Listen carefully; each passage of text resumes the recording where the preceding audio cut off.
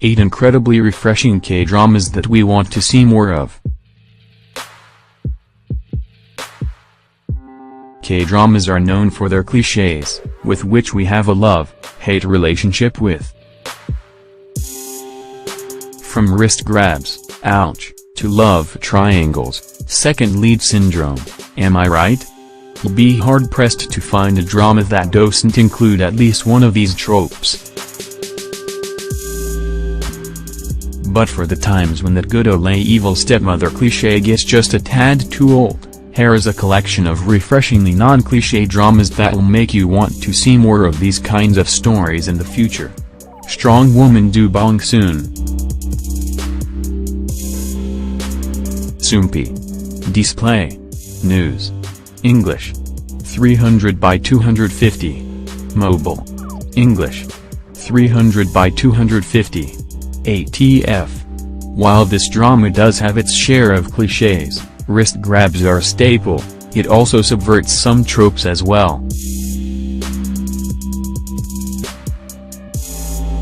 For example, Do Bong Soon, though tiny, is mighty. Rather than the guy swooping in to save her, she not only saves herself, but more often than not, saves the main lead as well. I also thought it was super refreshing how the main hero is the nice guy, and that tsundere, cold on the outside, warm on the inside, is the second lead. Usually, it's the other way around. Catch the first episode of Strong Woman Do Bong Soon. Weightlifting fairy Kim Bok-joo. It was super refreshing to see how healthy most of the relationships, from romantic to family, are in this drama. I loved young Jun Hyung's family dynamics. Even though his aunt and uncle aren't his biological parents, they still raised him like he was their own, subverting the usual cliché of evil step-parents. Is also on super good terms with his older cousin, who is honestly both the sweetest and most clueless guy ever. I also loved how healthy Jun Hyung's and Bok-joo's relationship is. They actually communicate with each other and give each other space when the other person needs it. When young Jun Hyung is dealing with his mother coming back, Bok-joo is very supportive but also very firm with him on what his priorities are. She doesn't baby him nor patronize him, but is realistic while being sensitive. And of course scenes like this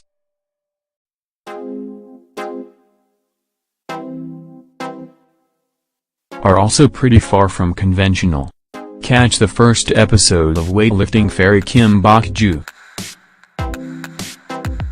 Girl power? Yes please. This drama is absolutely lovely in its portrayal of strong relationships between women.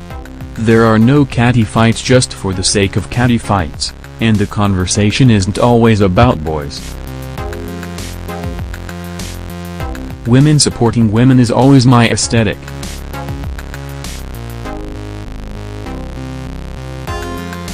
There are also few dramas out there that portray college life. Off the top of my head, I can only think of Reply 1994, Cheese in the Trap, and Weightlifting fairy Kim Bok-joo, and for people who want to relive those glory days or are currently struggling through them, dramas like these are a fresh breath of air. Sure, sometimes we want to escape into a world full of chaebols and mythical monkeys that are actually Lee Seung-gi, but for other days, it's the quiet simplicities of slice-of-life dramas like these that touch us the most. Cheese in the Trap. There is one particular scene that is forever etched into my mind, the group project scene where Hong Seol has to do all the work. It gives me war flashbacks to my own past group projects lol. From dealing with tough professors to worrying about paying for college to sleeping through alarms for morning classes, this show is relatable for every college student. It is also so refreshing to see a school drama that actually shows students studying. Catch the first episode of Cheese in the Trap. Because This Is My First Life. Man, where to start with this show? As a whole, this drama is just a big breath of the freshest air, taking familiar tropes and spinning them on their heels. With 3 different relationships to follow, it could have gone messy, but with skilled acting and solid writing, this show touches hearts with its realistic portrayals of different relationships and all the ups and downs that come with it. There are so many non-cliché moments I could mention. For example, Soo-ji and Ji-ho have to deal with workplace sexual harassment. This isn't something that's addressed often in K-dramas, and like Ji-ho, many women are driven out of certain work fields because of it.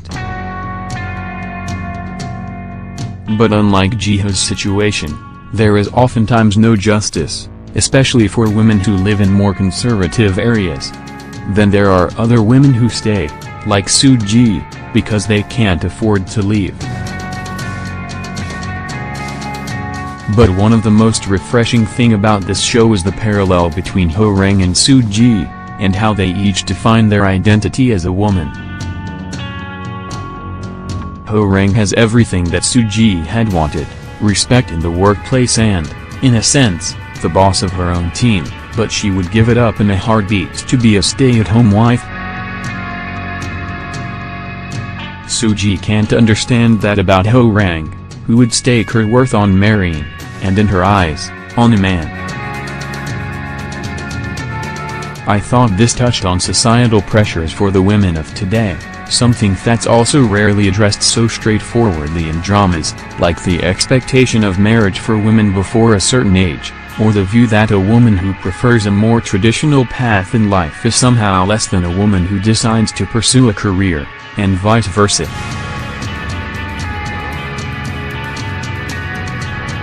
There are no definite answers or judgment, and the writer of this drama never pushes a certain agenda to her viewers. She merely portrays things as they are, and, perhaps, as she's experienced them as well.